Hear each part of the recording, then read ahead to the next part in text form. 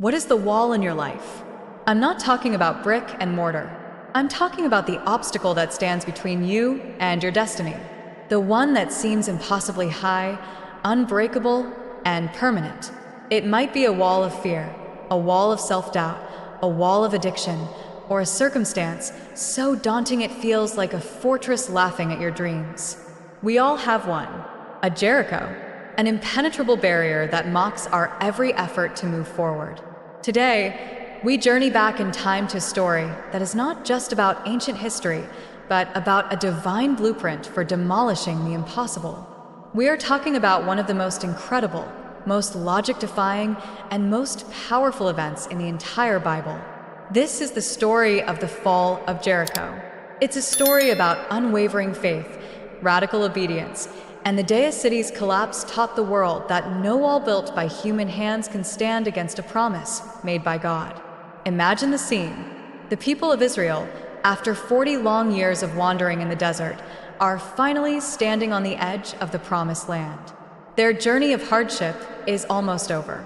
Their destiny is right there, just across the river. But between them and their promise stands Jericho. This was not just any city. Jericho was a fortress. It was a symbol of human power and military might. Its walls were legendary, thick, high, and heavily fortified, with towers reaching for the sky. From a human perspective, a direct assault was suicide. The Israelites were former slaves, nomads who had spent decades in the wilderness. They were not a conquering army with siege engines and advanced weaponry. They were facing a giant, and the giant was laughing. So, what was God's master plan to take down this impenetrable fortress? What brilliant military strategy did the commander of heaven's armies devise? He told them to walk. That's it. No battering rams. No catapults. No secret tunnels. He gave them a set of instructions that must have sounded like madness.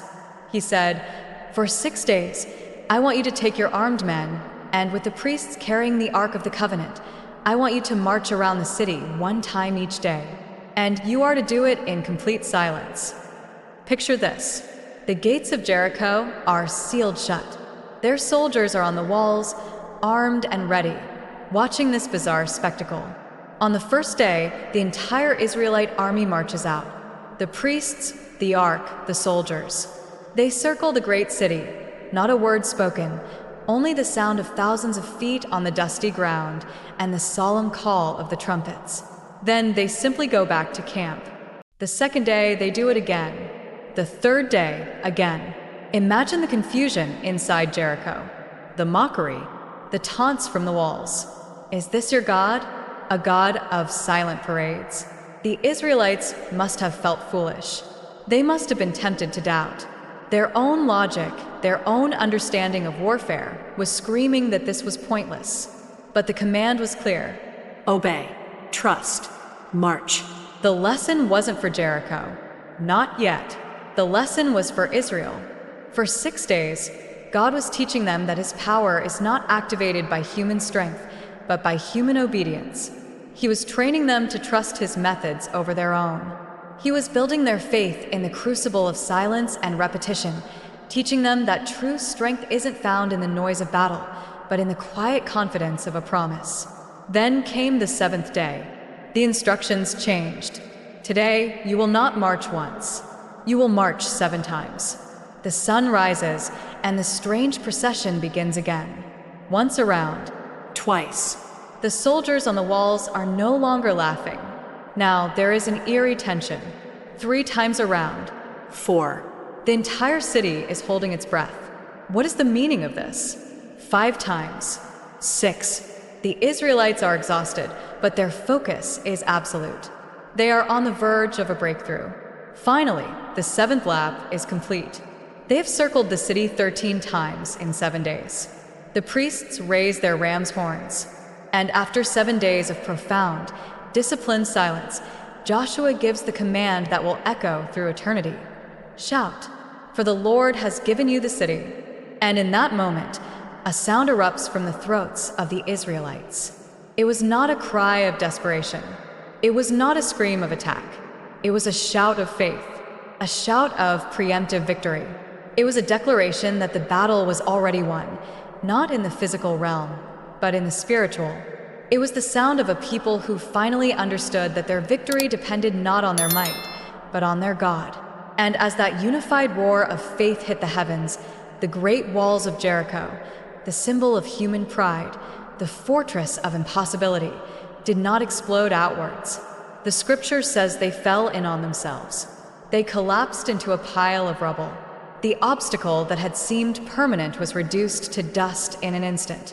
The fortress was destroyed not by an outside force, but by its own foundation crumbling under the weight of a divine promise. What is a wall in your life that requires not your own strength, but your radical obedience to a seemingly illogical plan? Let me know in the comments below. The story of Jericho is our story. It is a profound and timeless lesson. God did not ask the Israelites to figure out how to break the walls. He only asked them to be obedient enough to walk around them.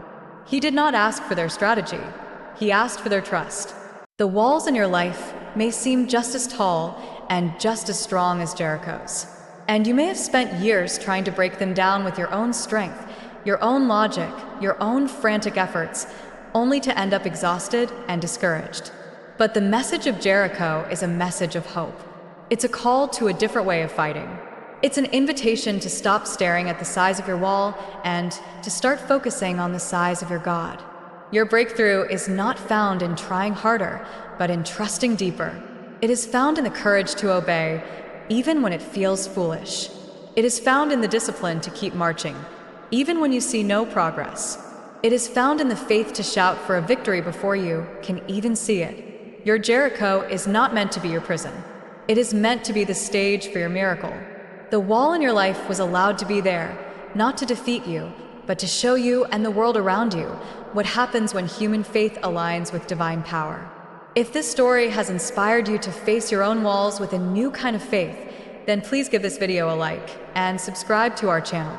Join us as we continue to explore the timeless truths of the Bible that have the power to turn our greatest obstacles into our greatest victories.